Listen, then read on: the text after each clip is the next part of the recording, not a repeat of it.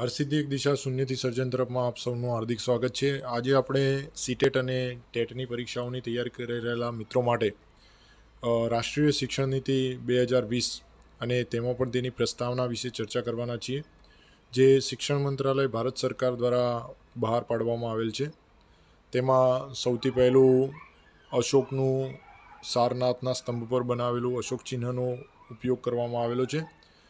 એ સિવાય જો આ પુસ્તકના કુલ પૃષ્ઠોની ચર્ચા કરવામાં આવે તો તેમાં કુલ 86 પૃષ્ઠ સંખ્યા છે. આગળ આપણે જો આમાં વધારામાં ચર્ચા કરીએ તો સૌપ્રથમ તો આ શિક્ષણ નીતિમાં શું ફેર છે. આ પહેલાંની 1986 અને ત્યારબાદના સુધારાવાળી 1992 અને આ 2020, તો આ શિક્ષણ નીતિઓમાં શું ફેર છે તેના વિશે આ વિડીયોમાં ચર્ચા કરવાના છીએ. તે સિવાય આ વિડીયોમાંથી અત્યારની પરીક્ષાઓમાં એકાદ માર્ક્સનો પ્રશ્ન તો હોઈ જ શકે તેવું મારું વિચારવું છે. તો પ્રથમ આપણે ચર્ચા કરીશું અગાઉનું શિક્ષણ માળખું કઈ રીતનું હતું અને અત્યારની જે NEP નવી શિક્ષણ નીતિ છે તેમાં શું ફેર છે. તો જો આપણે અગાઉના માળખાની જો ચર્ચા કરીએ તો અગાઉના માળખામાં પ્રાથમિક સ્તર પહેલાં એટલે કે પૂર્વ પ્રાથમિક જે શિક્ષણ હતું તેના ઉપર કોઈ ભારણ ન હતું. પ્રથમ 10 વર્ષની શિક્ષણ માળખું હતું, 10 વર્ષના સમયગાળાનું, જેમાં 6 થી 16 વર્ષ એટલે કે 1 થી 10 ધોરણનો સમાવેશ થતો હતો. ત્યારબાદ 2 વર્ષ એટલે કે 16 થી 18 વર્ષ એટલે કે 10 ધોરણ, ત્યારબાદ 11 અને 12 એટલે કે 10+2નું અગાઉનું શિક્ષણ માળખું હતું આપણું. જ્યારે જો આપણે નવી NEPની ચર્ચા કરીએ તો નવી NEPમાં પ્રથમ 5 વર્ષ કે જેમાં 3 વર્ષ આંગણવાડી બાળવાટિકા પૂર્વ પ્રાથમિક શિક્ષણ માટે, 3 થી 6 વર્ષ, 3 થી 6 વર્ષનું બાળક થાય ત્યારે તેને આ શિક્ષણ આપણે પૂર્વ પ્રાથમિક શિક્ષણ આપવું પડશે. ત્યારબાદ 3 વર્ષ પછી 2 વર્ષ એટલે કે ધોરણ 1 અને 2 એટલે કે 6 થી 8 વર્ષ એટલે કે 3 થી 8 વર્ષનો જે સમયગાળો છે તે આપણે પૂર્વ પ્રાથમિક શિક્ષણ તરીકે લઈશું. ધ્યાન રાખજો, જે પ્રથમ શિક્ષણ માળખું હતું તે 10+2 એટલે કે 12 વર્ષનું હતું, જેમાં પ્રથમ 10 ધોરણ અને ત્યારબાદ 2 ધોરણ એટલે કે 12 ધોરણ. અને જે નવી શિક્ષણ પ્રણાલી છે તેમાં પ્રથમ 5 વર્ષ એ પૂર્વ પ્રાથમિક સાથે સંકળાયેલા રહેશે. ધોરણ 1 અને 2 પણ પૂર્વ પ્રાથમિકમાં આવી જશે. ત્યારબાદ બીજું 3 વર્ષ એટલે કે પ્રારંભિક શિક્ષણ કહેવાશે, આ પૂર્વ પ્રાથમિક શિક્ષણ. ત્યારબાદ 3 વર્ષ એટલે કે ધોરણ 3 થી 5 એટલે કે બાળક થશે 8 થી 11 વર્ષનું, તો તેને પ્રારંભિક શિક્ષણ કહેવાશે. ધ્યાન રાખજો, પ્રારંભિક શિક્ષણ. ત્યારબાદ ઉચ્ચ પ્રાથમિક એટલે કે અત્યારનું ધોરણ 6 થી 8 એટલે કે તે પણ 3 વર્ષનું થશે, 11 થી 14 વર્ષનું. અને ત્યારબાદ ધોરણ 9 થી 12 જે પહેલાં માધ્યમિક અને ઉચ્ચતર માધ્યમિક કહેવાતા હતા તે હવે માત્ર માધ્યમિક નામથી ઓળખાશે અને 4 વર્ષનો તે સમયગાળો હશે. ધોરણ 9 થી 12, 14 થી 18 વર્ષ. આ દરેક વિશે વિગતે આપણે ચર્ચા કરવાના છીએ. આના પછીનો જે વિડીયો હું બનાવવાનો છું તેમાં આ જે શિક્ષણ પ્રણાલી છે, જે શિક્ષણનું માળખું છે તેના વિશે ચર્ચા કરીશું. પુનરાવર્તન કરી લઈએ તો અગાઉના માળખામાં 10+2 એટલે કે પ્રથમ 1 થી 10 ધોરણ અને પછીના 2 ધોરણ એટલે કે બાળક 6 વર્ષે ભણવાનું ચાલુ કરશે, 18 વર્ષે તેનું શિક્ષણ 12મા ધોરણ સુધીનું પૂર્ણ થશે. જ્યારે નવી શિક્ષણ નીતિ જે છે, રાષ્ટ્રીય શિક્ષણ નીતિ 2020, તેમાં 4 ભાગ પાડવામાં આવેલા છે. 4 ભાગમાં પ્રથમ 5 વર્ષનું, ત્યારબાદ 3 વર્ષનું, 3 વર્ષનું અને 4 વર્ષનું એટલે કે 5+3+3+4. યાદ રાખજો કે અહીં જે બાળક 3 વર્ષનું થશે ત્યારથી જ તેને પૂર્વ પ્રાથમિક શિક્ષણ લેવાનું ચાલુ કરી દેવું પડશે. અને જે આપણે પ્રારંભિક શિક્ષણ છે તે ધોરણ 3 થી 5નું ગણાશે. ધોરણ 1, 2 પણ પૂર્વ પ્રાથમિકમાં જતું રહેશે. ત્યારબાદ ધોરણ 3 થી 5માં 3 વર્ષ કે જે પ્રારંભિક શિક્ષણ કહેવાશે. ત્યારબાદ ઉચ્ચ પ્રાથમિક શિક્ષણ, તો ઉચ્ચ પ્રાથમિક શિક્ષણમાં ધોરણ 6 થી 8 અને માધ્યમિક શિક્ષણ ધોરણ 9 થી 12 જે 4 વર્ષનું રહેશે. તો આ જે નવી શિક્ષણ નીતિ 2020 અમલમાં આવી તો તેમાં ઘણા બધા લક્ષ્યાંકો રાખવામાં આવ્યા છે. આ લક્ષ્યાંકોની જો ચર્ચા કરીએ તો 2 વર્ષ યાદ રાખજો, એક 2030 અને બીજું 2040. 2 વર્ષ યાદ રાખજો, એક છે 2030 અને બીજું 2040. તો જો 2030ની ચર્ચા કરવામાં આવે તો જે વૈશ્વિક શૈક્ષણિક વિકાસ છે, આ વૈશ્વિક શૈક્ષણિક વિકાસના કાર્યોની એક સૂચિ બનાવવામાં આવી છે, જે એક સાતત્યપૂર્ણ વિકાસના લક્ષ્યાંકો છે. દેશને એક બીજી પણ વાત યાદ રાખજો કે જે નવી શિક્ષણ પ્રણાલી છે, રાષ્ટ્રીય શિક્ષણ નીતિ 2020, તેણે દેશ ઉપર સૌથી વધારે ભાર મૂક્યો છે કે બાળકને એ પ્રકારનું શિક્ષણ આપવામાં આવે જેથી ભવિષ્યમાં તે ક્યાંય રોકાઈ ન જાય. તે ભવિષ્યમાં જે સુધારા થશે, જેમ કે અત્યારનો સમયગાળો જે આપણે જોઈ રહ્યા છીએ તે મુજબ ભવિષ્ય શું હશે તે આપણે થોડી ઘણી કલ્પના કરી શકીએ છીએ. તો તે સ્તરે બાળક તૈયાર થાય તે માટે અધ્યયન કૌશલ્યોનો વિકાસ કરવો અને એ રીતનું ગુણવત્તાયુક્ત શિક્ષણ આપવું જેથી કરીને તે જીવન પર્યંત અધ્યયન પણ કરી શકે અને નવા ક્ષેત્રો સાથે પોતાને સાચવી શકે. આપણે જોઈ રહ્યા છીએ કે અત્યારે આર્ટિફિશિયલ ઇન્ટેલિજન્સી આપ જોઈ શકો કે મોબાઈલના યુગમાં કેટલી બધી સુવિધાઓ આવી છે. તો ભવિષ્યમાં જે અત્યારનો કામદાર વર્ગ છે તે નીકળી જશે અને કામદાર વર્ગની જગ્યાએ યંત્રો લાગી જશે. તમે સામાન્ય માહિતી જુઓ તો જેમ કે મજૂરી કામ, ખોદકામ કરતા હોય તો ત્યાં આગળ પહેલાં માણસની જરૂર પડતી. અત્યારે તમે જુઓ ત્યાં આગળ જેસીબી આવી ગયા. એક જેસીબી 100થી 150 માણસનું કામ ડાયરેક્ટ કરી શકે છે. તો જે 100થી 150 માણસો જે છે તે પણ રોજગારી ગુમાવી રહ્યા છે, સામે સુવિધાઓ પણ વધી રહી છે. તો ફાયદો અને ગેરફાયદો બંને એકબીજાના અરસપરસ રહે છે. પરંતુ આપણે સામે જોઈએ એટલે કે અહીંયા કામદારોની સામે યંત્ર થઈ ગયું, તો તેની સામે અત્યારનો ડેટા જુઓ, વિજ્ઞાન જુઓ, સાયન્સ, કોમ્પ્યુટર, ગણિત, એ ક્ષેત્રોમાં પણ ઘણો બધો સુધારો આવી રહ્યો છે. તો ત્યાં આગળ પછી કુશળ વ્યક્તિઓ જોશે. આ કુશળ વ્યક્તિઓ કેવા હોવા જોઈએ? તો તે એકથી વધુ ક્ષેત્રનું જ્ઞાન ધરાવતા હોય. તો આવા સાતત્યપૂર્ણ વિકાસ લક્ષ્યાંકો એ આપણી આજે નેશનલ એજ્યુકેશન પોલિસી 2020, રાષ્ટ્રીય શિક્ષણ નીતિ 2020 છે, તેમાં રાખવામાં આવેલી છે. 2030 સંયુક્ત રાષ્ટ્રોના લક્ષ્યાંક ક્રમાંકમાં પ્રતિબંધિત અને ભારત દ્વારા 2015માં અપનાવેલ વૈશ્વિક શૈક્ષણિક વિકાસ કાર્યસૂચિ આ પ્રમાણે છે. અહીં પ્રશ્નો યાદ રાખજો કે સંયુક્ત રાષ્ટ્રો દ્વારા લક્ષ્યાંક રાખવામાં આવ્યો છે 2030નો. 2030 સુધીમાં આ દરેક લક્ષ્યાંક પૂર્ણ થાય અને ભારતે આ જે વૈશ્વિક શૈક્ષણિક વિકાસ છે તે 2015માં અપનાવેલું છે. તો આ કાર્યસૂચિઓ કઈ કઈ છે, શું કરવાનું છે? તો વર્ષ 2030 સુધીમાં વિશ્વના બધા જ લોકોને સમાવિષ્ટ અને સમાન ગુણવત્તાયુક્ત શિક્ષણ ઉપલબ્ધ કરાવવું અને જીવન પર્યંત અધ્યયન માટેની તકોનું પ્રોત્સાહન આપવું. એટલે કે આપણે પહેલેથી જ એને શીખવાડવાનું છે કે ભવિષ્યમાં શું કાર્ય કરવાનું થશે. આવું જ સિદ્ધ કરવા માટે સમગ્ર શિક્ષણ પ્રણાલીના માળખાને નવેસરથી તૈયાર કરવું પડશે જેથી વધુ અસરકારક અધ્યયન કૌશલ્યોનો વિકાસ કરી શકાય અને સાતત્યપૂર્ણ વિકાસ લક્ષણ 2020ના બધા જ ધ્યેયો પ્રાપ્ત કરી શકાય. આપણે જેમ વાત કરીને કે જે શિક્ષણના જે વિકાસના ધ્યેયો, લક્ષ્યાંકો નક્કી કરવામાં આવ્યા છે તે લક્ષ્યાંકોને પહોંચી વળવા માટે આપણે શિક્ષણ પ્રણાલીમાં પણ ફેરફાર કરવો પડશે. જેમ કે આપણે પહેલાં 10+2 એટલે કે 12 વર્ષનું શિક્ષણ હતું, જેને સુધારીને હવે 2 વર્ષ આગળ લઈ ગયા. પહેલાં 5-6 વર્ષથી આ વખતે તમે જોજો કે કેન્દ્રીય વિદ્યાલયમાં જ્યારે એડમિશન થયું હતું ત્યારે આ પ્રશ્ન સૌથી વધુ ઉદ્ભવ્યો હતો કે પહેલાં 5 વર્ષે એડમિશન મળતું હતું, બાળકને શાળામાં પ્રવેશ મળતો હતો. રાજ્ય સરકારોએ પણ 5 વર્ષે આપ્યો છે, તો કેન્દ્રીય વિદ્યાલય કેમ નથી આપતી? કેમ કે કેન્દ્રીય વિદ્યાલય એનઈપી લાગુ પાડ્યું છે અને કેન્દ્રીય વિદ્યાલયમાં પહેલાં ધોરણ માટે 6 વર્ષ ફરજિયાત થઈ ગયા છે. તો એનઈપી લાગુ થઈ ગઈ છે, બરાબર. તો બાળક 6 વર્ષનું થશે પછી એને પહેલાં ધોરણમાં એડમિશન મળશે અને પહેલું અને બીજું ધોરણ પણ પૂર્વ પ્રાથમિકમાં જતું રહેશે એનઈપીના અંતર્ગત. તો કહેવાનો મતલબ કે આપણે શિક્ષણ પ્રણાલીના માળખામાં પણ સુધારો કરવો પડશે. વૈશ્વિક સ્તરે ઉપલબ્ધ બિગ ડેટા, મશીન લર્નિંગ અને આર્ટિફિશિયલ ઇન્ટેલિજન્સી જેવા ક્ષેત્રોમાં થઈ રહેલા ઘણા બધા વૈજ્ઞાનિક અને તકનીકી વિકાસના કારણે એક બાજુ સમગ્ર વિશ્વમાં અયોગ્ય કામદારોની જગ્યાએ યંત્ર કામ કરવા લાગશે અને બીજી બાજુ ડેટા વિજ્ઞાન, કમ્પ્યુટર સાયન્સ અને ગણિતના ક્ષેત્રોમાં એવા કુશળ વ્યક્તિઓની જરૂરત અને માંગ વધશે કે જેઓ વિજ્ઞાન, સામાજિક વિજ્ઞાન અને માનવ વિદ્યા શાખાના એકથી વધુ ક્ષેત્રનું જ્ઞાન અને લાયકાત ધરાવતા હોય. અહીં તમે સમજો કે આપણા પાસે જે પહેલાં એવું હતું, આપણે જે અત્યારના પહેલાંની જો 10+2ની શિક્ષણ પ્રણાલીની વાત કરીએ તો ત્યાં આગળ 10મું ધોરણ પાસ થઈ ગયા બાદ વિદ્યાર્થીને ઓપ્શન મળતા કે સાયન્સમાં જવું છે, આર્ટ્સમાં જવું છે કે કોમર્સમાં જવું છે.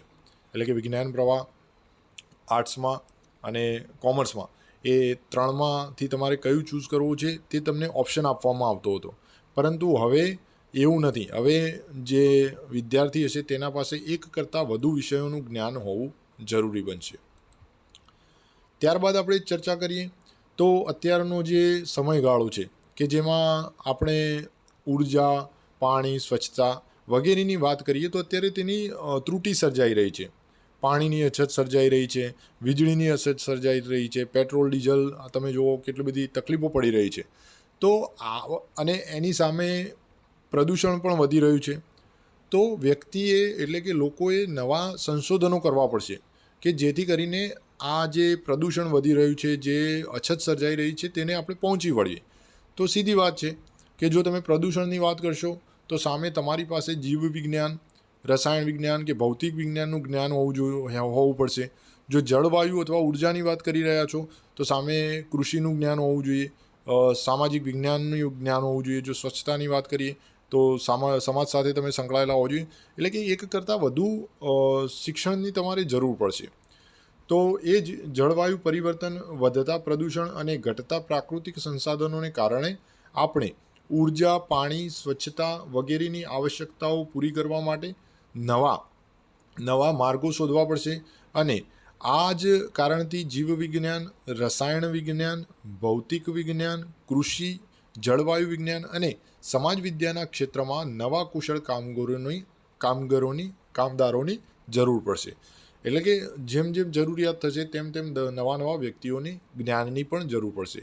એ સિવાય આપણે જોઈએ કે આપણે 2 વર્ષ 2021 એક કોરોના નામની મહામારીથી આપણે બધા ઝઝૂમ્યા છીએ.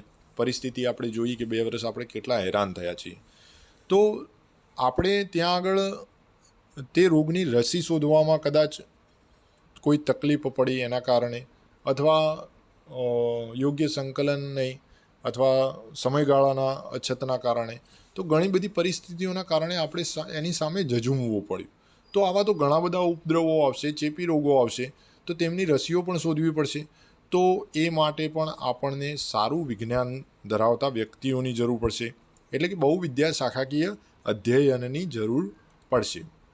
વૈશ્વિક મહામારી અને દેશવ્યાપી રોગચાળાને વધતો ઉપદ્રવ, ચેપી રોગો તેની સામનો કરવો માટે રસીની શોધ કરવા ક્ષેત્રમાં સંશોધન માટે બધા જ રાષ્ટ્રોને એકબીજાના સહકારથી કામ કરવા પ્રેરે છે. અને પરિણામે બહુવિદ્યા શાખાકીય અધ્યયન અનિવાર્ય બનતું જાય છે. એટલે કે આ દરેક પરિસ્થિતિ સામે લડવા માટે આપણી પાસે બહુવિદ્યા શાખાઓનું જ્ઞાન હોવું જોઈએ.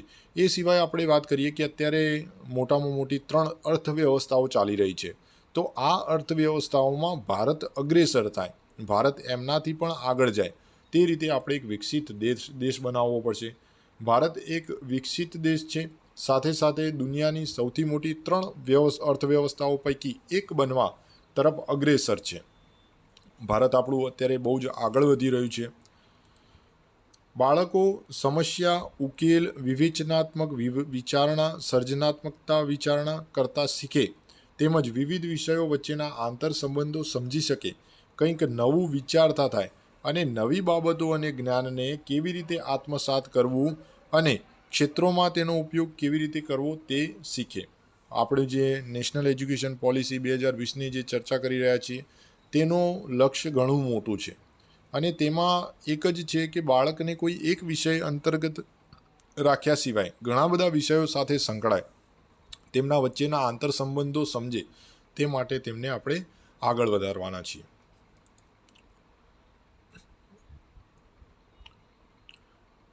આ સિવાય રાષ્ટ્રીય શિક્ષણ નીતિ જે છે 2020, એ રાષ્ટ્રીય શિક્ષણ નીતિ 2020માં અધ્યાપન શાસ્ત્ર પણ ઘણું અગત્યનું છે કે તમે જે શિક્ષણ આપી રહ્યા છો તે અધ્યાપન શાસ્ત્ર પણ કેવું હોવું જોઈએ.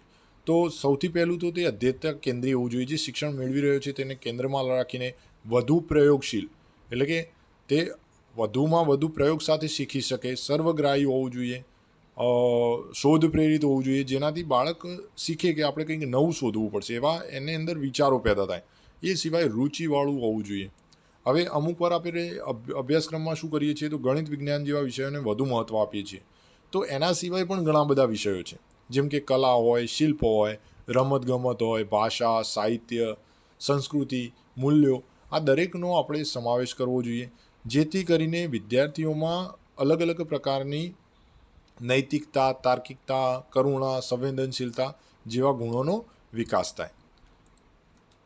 અધ્યાપન શાસ્ત્ર એવું હોવું જોઈએ કે જેથી શિક્ષણ પ્રક્રિયા વધુ અધ્યેતા કેન્દ્રી, વધુ પ્રયોગશીલ, સર્વગ્રાહી, સંકલિત, અન્વેષણ આધારિત, શોધ પ્રેરિત, ચર્ચા આધારિત, લચેલી અને આવશ્યકપણે રુચિપૂર્ણ હોય.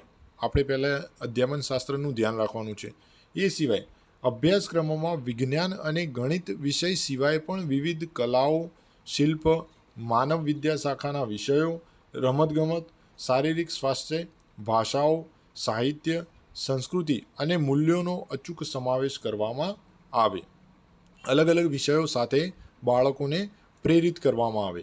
તે સિવાય વિદ્યાર્થીઓમાં નૈતિકતા, તાર્કિકતા, કરુણા અને સંવેદનથી લતા વિકસિત થવી જોઈએ અને તેની સાથે રોજગાર માટે પણ સક્ષમ બનાવવા જોઈએ. શરૂઆતથી જ બાળકોને શીખવાડો, જેથી કરીને તેઓ જ્યારે પોતાના પગભર થાય ત્યારે તેમનામાં એટલી તો આવડત આવી જ જાય જેથી કરીને પોતાનું ઘર ચલાવી શકે.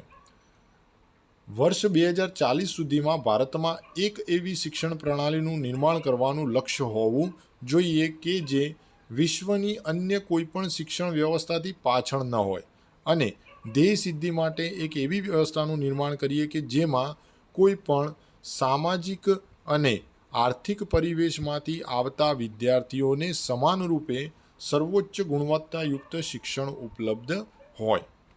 અહીં 2040 સુધીનો આપણો ટાર્ગેટ છે કે 2040 સુધીમાં આપણા ભારતમાં એક શિક્ષણ પ્રણાલી હોવી જોઈએ પોતાની, કે જેથી કરીને ભવિષ્યમાં જે પણ વિશ્વમાં આગળ થઈ રહ્યું છે તેની સાથે ભારત પણ ચાલી શકે. ભારતની શિક્ષણ વ્યવસ્થા એવી ન હોવી જોઈએ કે નવી શોધો થાય એટલે નવું પ્રણાલી લાવો, એવું ના હોવું જોઈએ. વિશ્વમાં જેટલી પણ શિક્ષણ સંસ્થાઓ છે, વ્યવસ્થાઓ છે, તે દરેક સાથે ભારત જોડાયેલું રહેવું જોઈએ.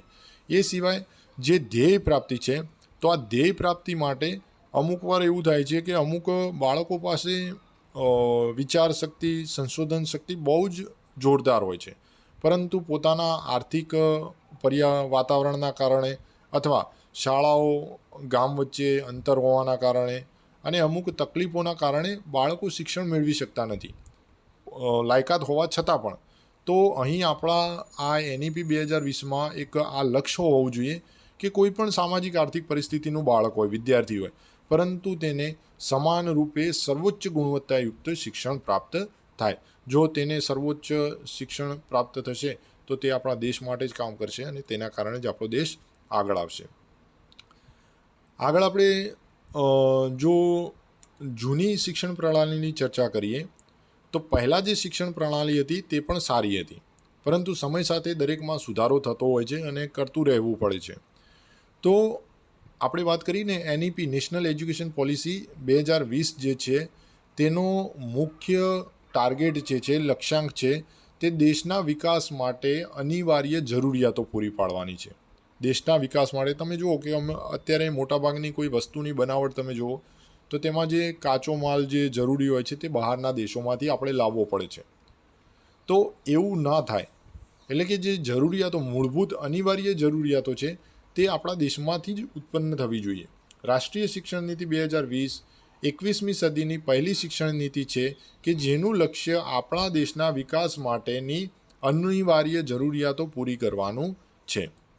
આ નીતિ ભારતીય શિક્ષણ વ્યવસ્થાના બધા જ પાસાઓ, નિયમન અને શાસકીય પાસાઓ સહિતના સુધાર અને તેની પુનઃરચના દ્વારા ભારતીય સંસ્કૃતિ અને મૂલ્યો આધારિત 21મી સદીના શિક્ષણને લગતા ધ્યેયોને અનુરૂપ સાતત્યપૂર્ણ વિકાસ લક્ષ્યાંકો માટે એક નવી શિક્ષણ નીતિનું સર્જન કરવાનું પ્રસ્તાવ રજૂ કરે છે. આ જે શિક્ષણ નીતિ છે તે શિક્ષણ નીતિ ભારતીય સંસ્કૃતિ અને મૂલ્યો વિદ્યાર્થીઓમાં વધુમાં વધુ પહોંચે અને શિક્ષણના જે ધ્યેયો છે એ ધ્યેયોને અનુરૂપ સાતત્યપૂર્ણ વિકાસ લક્ષ્યાંકો પૂર્ણ થાય તે આ શિક્ષણ નીતિ સર્જન કરવાનો પ્રસ્તાવ રજૂ કરે છે. આ સિવાય દરેક વ્યક્તિમાં સર્જનાત્મક ક્ષમતાઓનો વિકાસ થાય. જો સર્જનાત્મક ક્ષમતાઓનો વિકાસ થશે તો તે આપણા દેશ માટે ઘણું બધું કરી શકે છે. તો પહેલો તો ભાર સર્જનાત્મક ક્ષમતાઓના વિકાસ પર છે. એ પછી આ નીતિ જે છે તે 2 સિદ્ધાંતો પર આધારિત છે, જેમાં શિક્ષણથી માત્ર સાક્ષરતા અથવા સંખ્યા જ્ઞાન પ્રાપ્ત થાય એટલું જ નહીં કરવાનું.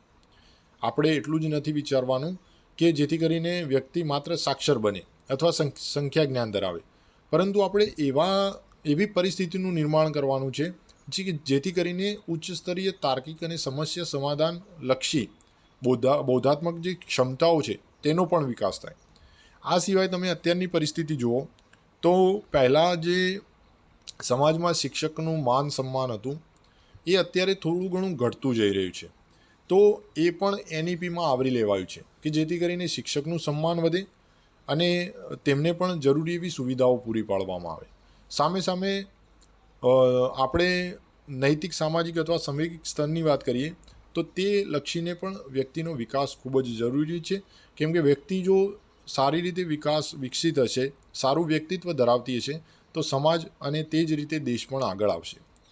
રાષ્ટ્રીય શિક્ષણ નીતિ પ્રત્યેક વ્યક્તિમાં સમાવિષ્ટ સર્જનાત્મક ક્ષમતાઓના વિકાસ પર વિશેષ ભાર આપે છે.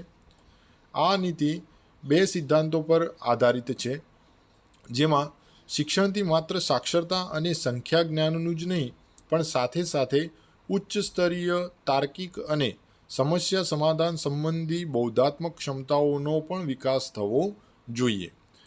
નૈતિક, સામાજિક અને સાંવેગિક સ્તર પર પણ વ્યક્તિનો વિકાસ આવશ્યક છે. એટલે એનઈપી એ માત્ર એક શિક્ષણના સ્તરને જ બદલવાનો કોશિશ નથી કરી રહી, પરંતુ તેને સમાજ સાથે અને ખાસ દેશના વિકાસ સાથે જોડી રહી છે. એટલે કે નાગરિકનું જે ઘડતર છે, બાળકનું, વિદ્યાર્થીનું ઘડતર પહેલેથી જે રીતે કરવામાં આવે જેથી તે સમજણો થાય, પુખ્ત વયનો થાય ત્યારે તેનું સામાજિક જે ધોરણ છે તે ખૂબ જ સારું આવે અને પોતાના વિકાસ સાથે પોતાના સમાજ અને આપણા દેશનો પણ વિકાસ કરે. આપણે જો પ્રાચીન ભારતના શિક્ષણ સાથે આજની એનઈપીની સરખામણી કરીએ તો પ્રાચીન ભારતનું જે શિક્ષણ હતું તે સાંસારિક જીવન મતલબ શાળા જીવન બાદની જે જીવન હતું એ સિવાય માત્ર જ્ઞાન પ્રાપ્ત કરવું એટલું જ નહોતું, પરંતુ સંપૂર્ણ આત્મજ્ઞાન અને મુક્તિના રૂપમાં માનવામાં આવતું હતું. એટલે વ્યક્તિને એવી રીતે શિક્ષણ આપવામાં આવતું હતું જેથી કરીને તે વર્તમાન પરિસ્થિતિમાં સારી રીતે જીવી શકે અને પોતાના સારા ભવિષ્યનું ઘડતર કરી શકે. તમે આપણે જે સામાજિક વિજ્ઞાનના જે ઇતિહાસના વિડીયો જોયા તેમાં આપણે ઘણી બધી વિદ્યાપીઠોની વાત કરી, જેમ કે તક્ષશિલા, નાલંદા, વિક્રમશિલા, વલ્લભી, કે જે આપણા ભારતની જ છે. એમાંથી ઘણા બધા વિદ્વાનો, મહાન વિદ્વાનોનો પણ જન્મ થયેલો છે. જેમ કે ચરકની વાત કરીએ, ચરકજી, ચરક સંહિતા, ત્યારબાદ સુશ્રુતજી દ્વારા લખાયેલી સુશ્રુત સંહિતા, આર્યભટ્ટ, વરાહમિહિર, ભાસ્કરાચાર્ય, એટલે કે ઘણા બધા એવા મહાન વિદ્વાનો થઈ ગયા છે કે જે આ તક્ષશિલા, નાલંદા, વલ્લભી જેવી વિદ્યાપીઠોમાંથી પસાર થયેલા છે અને તેમણે ઘણા બધા વિષયોમાં સારું એવું યોગદાન પણ આપેલું છે. જેમ કે ગણિત, ખગોળ વિજ્ઞાન, શૂન્યની જે આપણે શોધ ગણીએ તો પણ એ આપણા ભારત સાથે સંકળાયેલી છે. દશાંશ પદ્ધતિની જો આપણે વાત કરીએ તો પણ તે આપણા ભારત સાથે સંકળાયેલી છે. તો આવું ઉત્કૃષ્ટ પ્રાચીન ભારતનું આપણું શિક્ષણ હતું.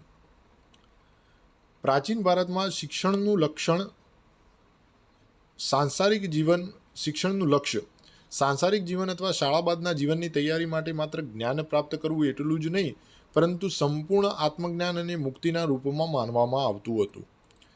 તક્ષશિલા, નાલંદા, વિક્રમશિલા અને વલ્લભી જેવા પ્રાચીન ભારતના વૈશ્વિક કક્ષાના સંસ્થાઓમાં અધ્યયનના વિવિધ ક્ષેત્રોમાં શિક્ષણ અને શોધના ઊંચા માનદંડો પ્રસ્થાપિત કરવામાં આવેલા.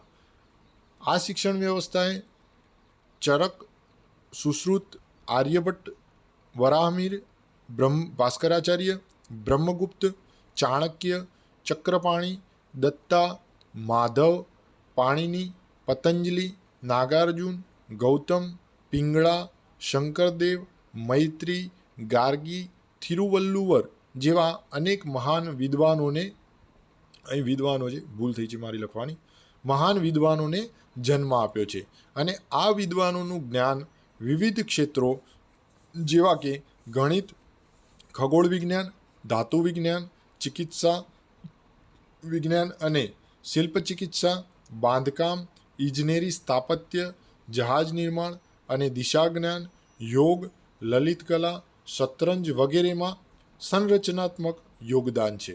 અહીં આપણે પ્રાચીન ભારતની વાત કરી કે તે જ્ઞાન માત્ર જ્ઞાન પૂરતું મર્યાદિત ન હતું, પરંતુ સંપૂર્ણ આત્મજ્ઞાન અને મુક્તિના રૂપમાં માનવામાં આવતું હતું. ત્યારની આપણે વૈશ્વિક સંસ્થાઓ જેવી કે વિદ્યાપીઠોની વાત કરી, એ વિદ્યાપીઠો દ્વારા બહાર પડેલા મહાન વિદ્વાનોની વાત કરી અને તેમણે જે વિષયો સાથે કામ કરેલું છે તેની ચર્ચા કરી. હવે આપણે અહીં આપણી એનઈપીની જો આગળ જ ચર્ચા કરતા રહીએ તો આ જે શિક્ષણ વ્યવસ્થા છે એના કેન્દ્રમાં શિક્ષક જ હોવો જોઈએ. જ્યારે પણ આપણે કોઈ યોજના બહાર પાડી રહ્યા છીએ તો એ યોજનામાં જે મૂળ કાર્યકર્તા હોય, જેમ કે કોઈ આરોગ્યની યોજના બહાર પાડી રહ્યા છો, ત્યાં આગળ તમે કોઈ બિલ્ડરનું વિચારસરણીનું અનુકરણ કરો તો યોગ્ય નથી. તો એ રીતે જ અહીં શિક્ષણ પ્રણાલીની વાત થઈ છે, શિક્ષણ નીતિની વાત થઈ છે, તો તેના સમગ્ર કેન્દ્રમાં શિક્ષક હોવું જોઈએ. આપણે વાત કરીને કે શિક્ષક જે છે એ શિક્ષક એ આખા દેશનું નિર્માણ કરે છે અને આખી પેઢીને સુધારવાનું લક્ષ્ય જે છે તે પણ શિક્ષકના હાથમાં જ હોય છે. તો આ નીતિ દ્વારા શિક્ષકોને સક્ષમ બનાવવા પડશે. શિક્ષકોને આજીવિકા મળી રહે, સન્માન મળી રહે, તેમની માન મર્યાદા જળવાય, એ સુનિશ્ચિત કરવા માટે સારી એવી ગુણવત્તાયુક્ત અને જવાબદારીપૂર્વક અલગ અલગ પ્રક્રિયાઓ કરી તેમને આ જે એમનું માન મર્યાદા સન્માન છે જાળવવું પડશે, સ્થાપિત કરવું પડશે. અને આપણે જે શિક્ષણ વ્યવસ્થા બનાવી રહ્યા છીએ તે શિક્ષણ વ્યવસ્થા એવા પ્રકારની હોવી જોઈએ કે વિદ્યાર્થીનું રહેઠાણ ગમે ત્યાં હોય પરંતુ તે ગુણવત્તાયુક્ત શિક્ષણ મેળવી શકે.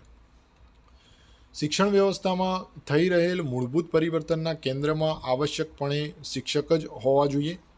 શિક્ષણની નવી નીતિ નિશ્ચિતપણે પ્રત્યેક સ્તર પર શિક્ષકોને સમાજના સર્વાધિક સન્માન પ્રાપ્ત થાય અને અનિવાર્ય સભ્યના રૂપમાં પુનઃસ્થાપન કરવામાં મદદ કરશે.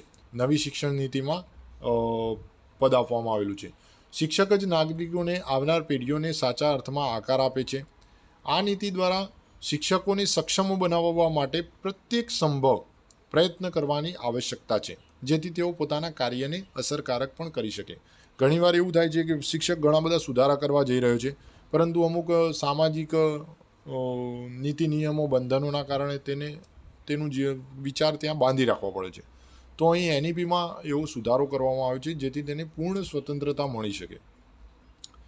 શિક્ષકની આજીવિકા, સન્માન, માન મર્યાદા અને સ્વાયત્તતા સુનિશ્ચિત કરવાની સાથે સાથે વ્યવસ્થામાં ગુણવત્તા નિયંત્રણ અને જવાબદારીની મૂળભૂત પ્રક્રિયાઓ પણ સ્થાપિત કરવી પડશે. નવી શિક્ષણ નીતિમાં તમામ વિદ્યાર્થીઓ માટે તેમનું રહેઠાણ ગમે ત્યાં હોય પણ ગુણવત્તાયુક્ત શિક્ષણ પ્રાપ્ત કરી શકે, ઉપલબ્ધ થઈ શકે, તેનો મુખ્ય હેતુ એ એનઈપી અંતર્ગત લેવામાં આવેલો છે. અહીં આપણે શિક્ષણની વાત કરીએ છીએ અને અમુક વાર આપણે જોઈએ છીએ કે સરકાર ઘણા બધા પ્રયત્નો કરી રહી છે. અમુક સંસ્થાઓ પણ આના પાછળ બહુ જ મોટો યોગદાન ભોગ આપી રહી છે, પણ છતાંય અમુક સંજોગોના કારણે અમુક વ્યક્તિઓ આ શિક્ષણથી વંચિત રહી જાય છે. તો અહીં એનઈપી 2020માં ખાસ આ તબક્કા પર ધ્યાન રાખવાનું છે કે જે વ્યક્તિઓ હાંસિયામાં ધકાઈ ગયેલા હોય, હાંસિયામાં એટલે કે અમુક જગ્યાએ બંધાઈ ગયેલા હોય, સમુદાયો, વંચિતો અને લઘુમતી સમૂહ પર વિશેષ ધ્યાન આપવાની જરૂરિયાત રહી છે. જે શિક્ષણથી થોડા અમુક સંજોગોના કારણે દૂર રહી રહ્યા છે તેવા વ્યક્તિઓને શિક્ષણ સાથે જોડવા પડશે. શિક્ષણ એ સમાનતા સુનિશ્ચિત કરવા માટેનું મોટું માધ્યમ છે અને તેના દ્વારા સમાજમાં સમાનતા, સમાવેશ તથા સામાજિક આર્થિક સ્વરૂપે ગતિશીલતા પ્રાપ્ત કરી શકાય છે.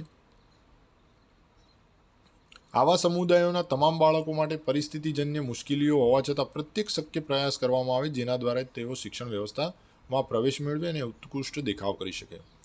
આ તમામ બાબતોને નીતિમાં સમાવેશ કરતી વખતે ભારતના સમૃદ્ધ વૈવિધ્ય અને સંસ્કૃતિ પ્રત્યે સન્માન તથા તેની સાથે સાથે દેશની સ્થાનિક અને વૈશ્વિક જરૂરિયાતોને સામેલ કરવી જરૂરી છે.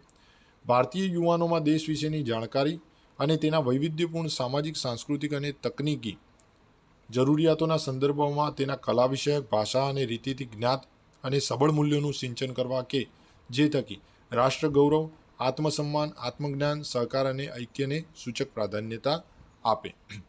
અહીં પણ જે આપણે જોઈએ તો આપણે એક સમાનતા સુનિશ્ચિત કરવાની છે. શિક્ષણમાં સમાનતા હોવી જોઈએ. દરેક સમાજનો દરેક વ્યક્તિ સારી રીતે શિક્ષણ મેળવી શકે તે ખૂબ જ જરૂરી છે. બાળકો પરિસ્થિતિજન્ય મુશ્કેલીઓ હોવા છતાં આપણે એવા પ્રયાસો કરવાના છે જેથી કરીને શિક્ષણ વ્યવસ્થામાં બાળકો પ્રવેશ મેળવી શકે. આપણે અમુકવાર તમે કચ્છ જિલ્લાના અથવા બનાસકાંઠા જિલ્લાના અમુક ગામડાઓમાં તમે જોશો તો ત્યાં આગળ જે ખેતરોમાં રહેતા બાળકો છે તે ખેતર અને શાળાનું અંતર ખૂબ જ વધારે છે. તો સરકાર દ્વારા અત્યારે ગાડીની સુવિધા આપવામાં આવે છે જેથી કરીને બાળકો ત્યાંથી શાળાએ સમયસર પહોંચી શકે અને ઘરે પરત જઈ શકે. તો આવા પ્રયાસો સતત કરતા રહેવાના છે જેથી કરીને દરેક બાળકને સારું એવું શિક્ષણ મળી શકે. પછી સવારે વહેલા અને દૂરના અંતરેથી આવતા બાળકોને ભોજનની વ્યવસ્થા નથી હોતી, તો સરકાર દ્વારા મધ્યાહન ભોજન યોજના ચલાવવામાં આવે છે. તો આવી અલગ અલગ સુવિધાઓ દ્વારા આપણે બાળકને શિક્ષણ તરફ ખેંચી શકીએ છીએ. અને શિક્ષણ નીતિનો મુખ્ય ઉદ્દેશ છે આપણા દેશનો વિકાસ. તો બાળકોને ભારતનું જે સમૃદ્ધ વૈવિધ્ય છે, સંસ્કૃતિ છે, તેના સાથે જોડવાના છે. તે સિવાય કલા વિષયક, ભાષા અને રીતિથી જ્ઞાત અને સબળ મૂલ્યોનું સિંચન કરવા જરૂરી છે જેથી કરીને રાષ્ટ્ર ગૌરવ, આત્મસન્માન, આત્મજ્ઞાન, સહકાર અને દરેકમાં બાળકને પ્રાધાન્યતા મળે. આગળ અગાઉની શિક્ષણ નીતિની આપણે ચર્ચા કરીએ તો અગાઉની શિક્ષણ નીતિમાં શિક્ષણની તકો અને સમાનતાના મુદ્દા પર ધ્યાન કેન્દ્રિત કરવામાં આવ્યું હતું. અગાઉની શિક્ષણ નીતિઓમાં શિક્ષણની તકો અને સમાનતાના મુદ્દા ઉપર ધ્યાન કેન્દ્રિત કરવામાં આવ્યું હતું. 1986ની રાષ્ટ્રીય શિક્ષણ નીતિમાં જે અધુરાશ રહી તે કાર્યસૂચિને 1992માં સંવર્ધિત કરવામાં આવી અને 1992માં જે અપૂર્તતા રહી તેને 1992 એનઈપી 1986-92ની નીતિ દ્વારા પૂર્ણ કરવાનો પ્રયત્ન કરવામાં આવ્યો. 1986-92ની શિક્ષણ નીતિ પછી એક મુખ્ય બદલાવ યાદ રાખજો, બાળકોને મફત અને ફરજિયાત શિક્ષણ અધિકારનો કાયદો 2009 છે. યાદ રાખજો, અહીં 1986-92ની શિક્ષણ નીતિ પછીનો જે મુખ્ય એક બદલાવ છે તે છે બાળકોને મફત અને ફરજિયાત શિક્ષણ અધિકારનો કાયદો 2009, જે સાર્વત્રિક પ્રારંભિક શિક્ષણના ધ્યેયને સૂચક કાયદાકીય અધિકાર આપવા માટેનો હતો. હવે આપણે શિક્ષણ નીતિના સિદ્ધાંતોની ચર્ચા કરીશું. તો સિદ્ધાંતોમાં યાદ રાખજો, એક તો પ્રથમ સારા વ્યક્તિત્વનો વિકાસ કરવો, ત્યારબાદ વિદ્યાર્થી તર્કસંગત વિચાર અને કાર્ય કરવામાં સક્ષમ હોય, કરુણા અને સહાનુભૂતિ હોય, સાહસિક અને અડગ હોય, વૈજ્ઞાનિક અભિગમ અને સર્જનાત્મક કલ્પના શક્તિનો વિકાસ થવો જોઈએ, નૈતિક મૂલ્યો પ્રત્યે નિષ્ઠા અને સર્વ મૂલ્યો વ્યક્તિત્વના પાયામાં હોય.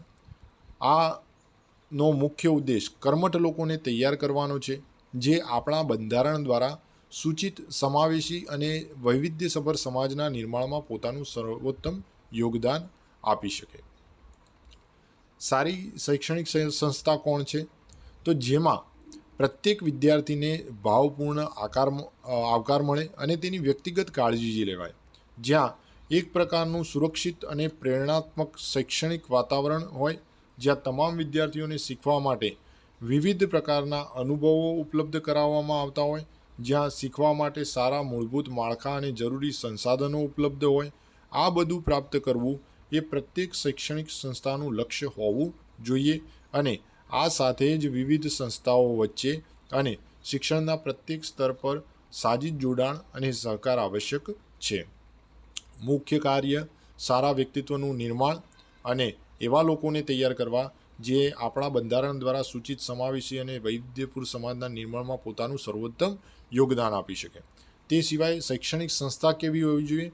તો કોઈપણ જાતના નાત જાત જાતિ ભેદભાવ વિના દરેક વિદ્યાર્થીને ભાવપૂર્ણ આવકાર આપે, તેમની વ્યક્તિગત કાળજી લે, તેમને એવું શૈક્ષણિક વાતાવરણ આપવામાં આવે જેથી તેઓ પોતાને સુરક્ષિત અને અલગ પ્રકારની પ્રેરણા મેળવી શકે અને શીખવા માટેના સારા મૂળભૂત માળખા તથા જરૂરી સંસાધનો ઉપલબ્ધ હોય તેવી શૈક્ષણિક સંસ્થા હોવી જોઈએ. શિક્ષણ પ્રણાલીના સાથે પ્રત્યેક સંસ્થાના માર્ગદર્શન માટેના મૂળભૂત સિદ્ધાંતોની ચર્ચા કરીએ. તો મૂળભૂત સિદ્ધાંતોમાં પ્રત્યેક બાળકની વિશિષ્ટ ક્ષમતાઓની સ્વીકૃતિ, ઓળખ અને તેમના વિકાસ માટે પ્રયત્ન કરવો. શિક્ષકો અને વાલીઓ પણ વિદ્યાર્થીઓના શૈક્ષણિક અને અન્ય ક્ષમતાઓના સર્વાંગીક વિકાસને પ્રોત્સાહન આપવા માટે સંવેદનશીલ બનાવવામાં આવે. એટલે કે બાળક જે શિક્ષણ મેળવી રહ્યું છે તેની પાછળ દરેકે એક એવા વાતાવરણનો ઉદ્ભવ કરવો જેથી કરીને તે સર્વાંગી વિકાસ કરી શકે અને બાળકમાં કયા પ્રકારની વિશિષ્ટ ક્ષમતાઓ છે તેની ઓળખ પણ શિક્ષકે અને વાલીઓએ મેળવવાની છે. અગત્યનો પ્રશ્ન ગણી શકાય તે તમામ વિદ્યાર્થીઓને ધોરણ 3 સુધીમાં મૂળભૂત સાક્ષરતા અને સંખ્યા જ્ઞાન પ્રાપ્ત થાય તે બાબતને સર્વાધિક પ્રાથમિકતા આપવી.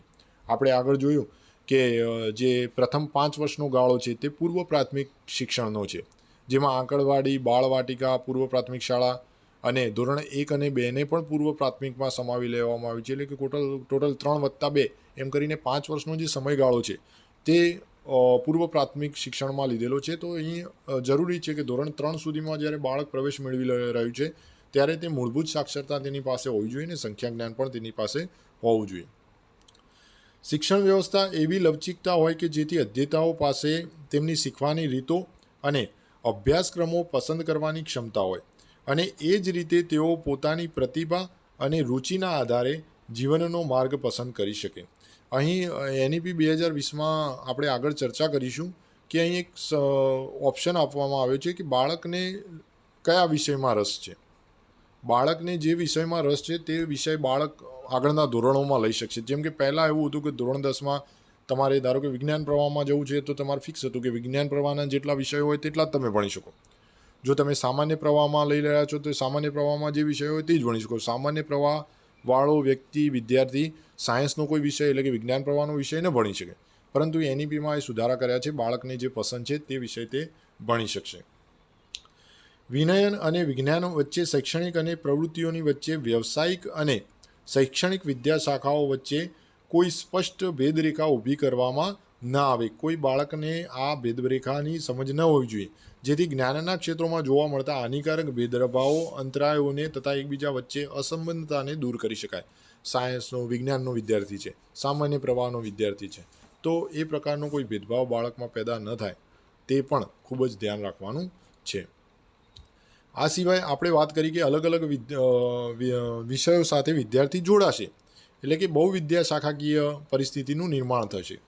સમગ્ર જ્ઞાનના સમન્વય અને એકસૂત્રતાને સુનિશ્ચિત કરવા માટે એક બહુવિદ્યા શાખાકીય જગત માટે વિજ્ઞાન, સામાજિક વિજ્ઞાન, વિવિધ કલાઓ, માનવ વિદ્યા શાખાઓ અને રમતગમતને જોડતું સર્વાંગી અને બહુવિદ્યા શાખાકીય શિક્ષણ હોવું જોઈએ. આ સિવાય ગોખણિયા અને પરીક્ષાલક્ષી અધ્યયનને બદલે સંકલનાત્મક સમજનો વિકાસ કરવો જોઈએ. ગોખણિયા જે પરીક્ષાલક્ષી કે આટલું તૈયાર કરશો તો આટલા માર્ક્સ આવશે, આટલા આગળ જશો, એ પરિસ્થિતિનું દૂર કરી અને આ બાળકોને પગભર કરવાના છે. તાર્કિક નિર્ણય શક્તિ અને નવાચારને પ્રોત્સાહિત કરવા, સર્જનાત્મક તથા વિવેચનો પણ ક્ષમતાનો વિકાસ. તાર્કિક નિર્ણય શક્તિ, બાળક પોતાના રીતે તાર્કિક રીતે વિચારે, પોતાની નિર્ણય શક્તિ બતાવે અને અલગ અલગ પ્રકારના પ્રયોગો કરે, નવાચાર કરે તેવું નિર્માણ કરવાનું છે. નૈતિકતા, માનવીય અને બંધારણીય મૂલ્યો જેવા કે સહાનુભૂતિ, સૌજન્ય, બીજાઓ માટે સન્માન, સ્વચ્છતા, લોકશાહીની ભાવના, સેવાની ભાવના, સાર્વજનિક સંપત્તિ પ્રત્યે સન્માન, વૈજ્ઞાનિક અભિગમ, સ્વતંત્રતા, જવાબદારી, બહુલતાવાદ, સમાનતા અને ન્યાય વિશે બાળકોને જાગૃત કરવાના છે. અધ્યયન અધ્યાપન કાર્યમાં બહુભાષિતા અને ભાષાની ભૂમિકાને પ્રોત્સાહન આપવાનું છે. તમે જુઓ કે અમુક અંગ્રેજી માધ્યમની સ્કૂલો હોય તો ત્યાં આગળ અંગ્રેજી વધારે બોલવામાં આવે. ગુજરાતી માધ્યમનું બાળક જ્યારે ઇંગ્લિશ મીડિયમની સ્કૂલમાં જાય તો પ્રથમ તો એ વાતાવરણ સાથે એને જોડાતા ઘણો બધો સમય લાગી જાય. તો ત્યાં આગળ બહુભાષિતાનો અહીંયા NEPમાં અમલ કરવામાં આવશે કે બાળકને પોતાની માતૃભાષા સાથે શીખવાડવાનો પ્રયત્ન કરવો જોઈએ. જીવન કૌશલ્યો જેવા કે પ્રત્યયન, સહકાર, જૂથ કાર્ય અને પરિસ્થિતિને અનુરૂપ કાર્યકૌશલ્યની શિક્ષણ આપવાનું છે. વર્તમાન કોચિંગની આદતને પ્રોત્સાહિત કરતી વાર્ષિક પરીક્ષા પદ્ધતિને બદલે નિયમિત અને સતત પરીક્ષણ પર ભાર મૂકવો છે. અહીં આપણે જોઈએ છીએ કે અમુક ટ્યુશન ક્લાસીસમાં બાળકો અને વાલીઓ વધારે રસ ધરાવતા હોય છે બાળકના સારા માર્ક્સ માટે, પરંતુ એનઈપી એવું કહે છે કે આવું પ્રોત્સાહન આપતી આદતો છે જેને દૂર કરો અને વાર્ષિક પરીક્ષા એટલે કે વર્ષમાં 1 અથવા 2 વખતની પરીક્ષાઓનો દૂર કરી નિયમિત અને સતત પરીક્ષણ કરતું રહેવું જોઈએ.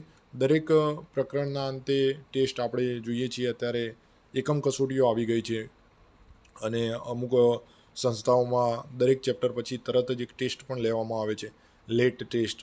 તો આ બધી જે પરિસ્થિતિઓ છે તે એનઈપી અંતર્ગતની છે કે જેમાં બાળકને માર્ક્સ પ્રત્યે નહીં પરંતુ શિક્ષણ પ્રત્યે આકર્ષિત કરવાનો છે. આ સિવાય આપણે અધ્યયન અધ્યાપનની વાતો કરીએ તો અધ્યયન અધ્યાપન ભાષા સંબંધી મુશ્કેલીઓને દૂર કરવા, દિવ્યાંગ વિદ્યાર્થીઓને વધુ સુલભતા આપવા, શૈક્ષણિક આયોજન અને પ્રબંધનમાં ટેકનોલોજીનો ઉપયોગ ઉપર ભાર મૂકવાનો છે. આપણે અમુકવાર જેમ કે અત્યારે આપણે જોઈએ તો અત્યારે મોબાઈલનો ઉપયોગ કરી રહ્યા છીએ, એટલે કે આપણે એક સાધનોનો ઉપયોગ કરી રહ્યા છીએ. તો જૂની પદ્ધતિઓ એટલે કે ચર્ચા પદ્ધતિ અને તેનો ઉપયોગ કર્યા સિવાય બાળકોને ટેકનોલોજી સાથે જોડો. અલગ અલગ પ્રકારની ટેકનોલોજીમાં ઘણું બધું શીખવા મળે છે. શિક્ષણ એક સાર્વત્રિક વિષય છે, તે હંમેશા ધ્યાનમાં રાખી તેમાં તમામ પાઠ્યક્રમ, અધ્યાપન શાસ્ત્ર અને નીતિઓમાં વિવિધતા, સ્થાનિક સંદર્ભો માટે સન્માન આપવું જોઈએ. તમામ શૈક્ષણિક નિર્ણયોના મૂળમાં સંપૂર્ણ સમાનતા અને સમાવેશ ન હોવા જોઈએ, જે શિક્ષણ વ્યવસ્થામાં દરેક વિદ્યાર્થીની સફળતા સુનિશ્ચિત કરે. અહીં આપણે કોઈ દિવસ બાળક સાથે શિક્ષણ જે પરિણામ છે તે ક્યારે પણ કમ્પેર ન કરવું જોઈએ. બાળકમાં એક બાળક હોશિયાર છે, એક બાળક ભણવામાં નબળું છે, આવી જ્યારે સમાનતા થવા લાગે છે ત્યારે બાળકમાં એક પ્રકારના બંધ વિચારો શરૂ થઈ જાય છે. તે પોતે પોતાને કોઈ પરિસ્થિતિ સાથે ઝઝૂમતો હોય તેવો અનુભવ કરે છે. જ્યારે હોશિયાર બાળક પાસે જોડે રહેતું હોય તો વાલીઓ દ્વારા પણ ઘણીવાર અલગ અલગ પ્રકારનું ડિપ્રેશન આપવામાં આવતું હોય છે. તો તેવી વ્યવસ્થાથી પણ બાળકોને દૂર કરવાના છે. બાળ સંભાળથી શાળા શિક્ષણ અને ઉચ્ચ શિક્ષણ એમ શિક્ષણના તમામ સ્તરે અભ્યાસક્રમોમાં સંવાદિતા હોવી જોઈએ. શિક્ષકો અને અધ્યાપકોને અધ્યયન પ્રક્રિયાનો હાદ માનવા એટલે કે તેમની નિયુક્તિ, તેમનો સતત વ્યવસાયિક વિકાસ, કામના સ્થળે સકારાત્મક વાતાવરણ તથા સેવા વિષયક જોગવાઈ હોવી જોઈએ. તમે જ્યારે કોઈ વ્યક્તિ સાથે કામ કરાવી રહ્યા છો તો વ્યક્તિ પણ પોતાની સ્વતંત્રતા માગશે, એને પણ એક એવું સુલભ વાતાવરણ જોઈએ જેમાં તે ખુલીને કામ કરી શકે. તો તેમની નિયુક્તિ અને તેમનો પોતાનો વ્યવસાયિક વિકાસ પણ તેમાં થતો રહેવો જોઈએ અને ખાસ કામની જગ્યાએ સકારાત્મક વાતાવરણ હોવું જોઈએ, જેથી કરીને જે શિક્ષક છે તે સારી રીતે બાળકોને આનંદ સાથે શિક્ષણ આપી શકે. શિક્ષણ પ્રણાલીની નિષ્ઠા, પારદર્શકતા અને સંસાધન કાર્ય, ક્ષમતાઓનું અન્વેષણ અને સાર્વજનિક ઉપલબ્ધતા સુનિશ્ચિત કરવા માટે એક સરળ છતાં ચુસ્ત નિયમન માળખું રચવું, સાથે સાથે સ્વાયત્તતા, સારું પ્રશાસન અને સશક્તિકરણના માધ્યમથી નવા વિચાર અને ઘરેડ બહારના વિચારોને પ્રોત્સાહિત કરવા. એટલે કે શિક્ષણ પ્રણાલી જે છે એકદમ પારદર્શક હોવી જોઈએ જેથી કરીને સારું એવું શિક્ષણ સાર્વજનિક રીતે દરેક વ્યક્તિ ચુસ્ત નિયમો સાથે મેળવી શકે. ગુણવત્તાપૂર્ણ શિક્ષણ અને વિકાસ માટે ઉત્કૃષ્ટ કક્ષાના સંશોધનો કરવા જોઈએ.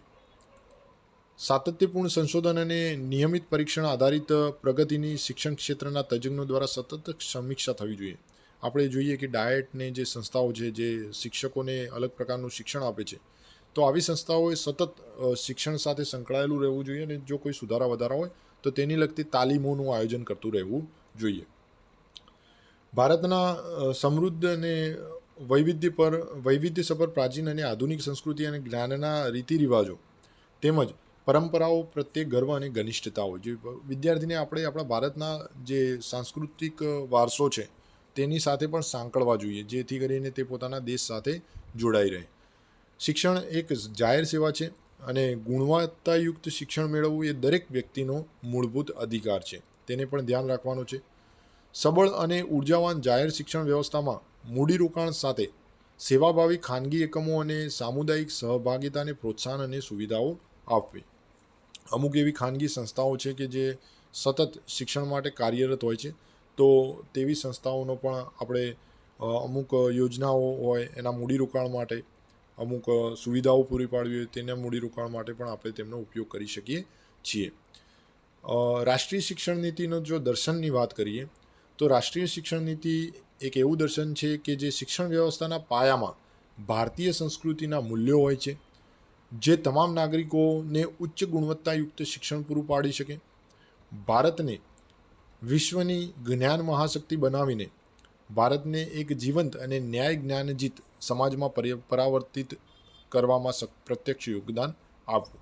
શિક્ષણ નીતિનો મુખ્ય જે હેતુ છે તે ખાસ એક જ છે કે ભારતીય સંસ્કૃતિનો વિકાસ કરવાનો છે, ભારત આપણા દેશનો વિકાસ કરવાનો છે.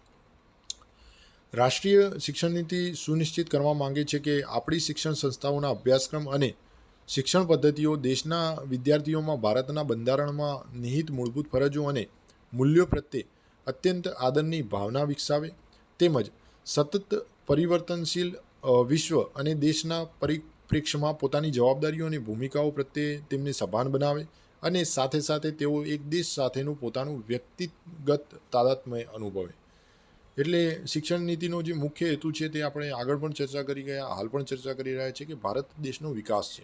જે ભારત દેશની જરૂરિયાતો છે, પ્રારંભિક જે આવશ્યક જરૂરિયાતો છે તે આપણા દેશમાંથી જ પૂરી પડી જાય. અમુક જો આપણે સંશોધનો કરવા હોય તો, કે કોઈ મિસાઇલ બનાવવી હોય, કોઈ જહાજ બનાવવા હોય તો આપણે તેના પાર્ટ્સ બહારના દેશોમાંથી મંગાવવા પડે છે અને તેના કારણે કદાચ આપણો વિકાસ થોડો ઘણો રૂંધાઈ રહ્યો છે. તો આપણા દેશમાંથી જ એવું ઉત્પાદન કરવામાં આવે જેથી કરીને દરેક વ્યક્તિ આપણા દેશને આગળ કરી શકે.